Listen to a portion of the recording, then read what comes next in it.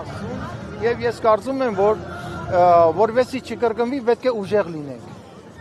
44 օրյա պատերազմից հետո ցեղասպանագետ Հենրի Թերիոն, ժամանակակից ցեղասպանագետը, ահազանգել էր, որ Արևմտյան Հայաստանի հայ ժողովրդի հանդեպ կատարվածը չպատժվելու հետևանքով, դրա չպատժման հետևանքով հաջորդը Արցախի էթնիկ զտումն է լինելու, Արցախի ցեղասպանությունը։ Ցավալիորեն չսխալվեց գիտնականը եւ նա նշել է, որ եթե Արցախը մարսեն, հաջորդը լինելու է արդեն Հայաստանի Հանրապետությունը։ Հիմա ինչպես թույլ չտալ, որ այս շղթան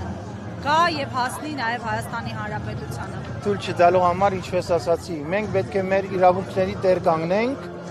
թե ազգային եւ նաեւ պետական իրավունքների տեր կանգնենք։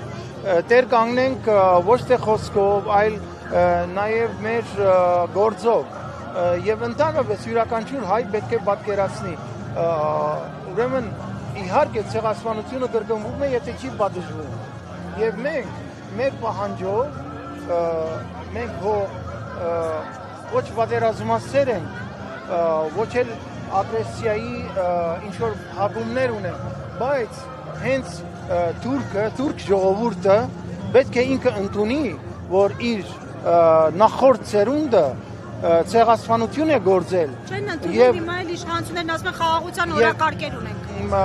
Խաղաղության օրակարգը ես չեմ կարծում նշանակում է դու քո արժանապատվությունը պիտի դեն գցես, պիտի դու չունենաս քո արժանապատվությունը։ Մենք բոլորս խաղաղասեր ենք։ Հայ ժողովուրդը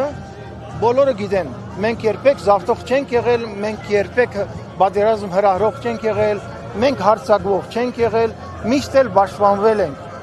Դրա համար խաղաղություն լինելու համար էլ իմ պատկերացմամբ պետք է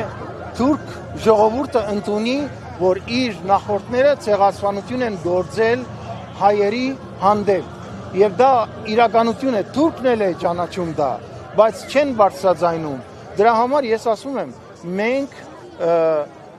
մենք ենք խաղաղասերը, իրենք խաղաղասեր չեն, իրենք խաղացնում են խաղաղասիրությունը եւ այսօր, քանի որ իրենք այսօր այստեղ այդ նույն դրամատրությունը եւ դրամադրվածությունը ունեն նաեւ այստեղ որոշ մարդիկ, որոնք որ այդ նույն դրամադրվածությունը ունեն, դրա համար այդ օրակարգն են տարածում, թե ավելի լավ է մենք թողնենք պատմական արդարությունը դա սին երևույթ է, չգիտեմ ինչ է եւ այլն։ Ոչ, ես ցեղասպանությունը եւ հայրենազրկում տեսած ընտանիքի Գերդաստանի զավակ եմ։ Սա իրականություն է։ Իմ ամբողջ Գերդաստանից մեծ հայրս էր մնացել։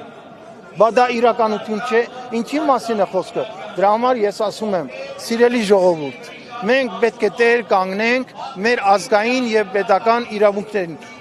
Պատմական արդարությունը դա հասարակ պահանջ է, որ մեր հայ ժողովուրդը պետք է ունենա։ Շնորհակալ եմ։ Ես եմ շնորհակալ։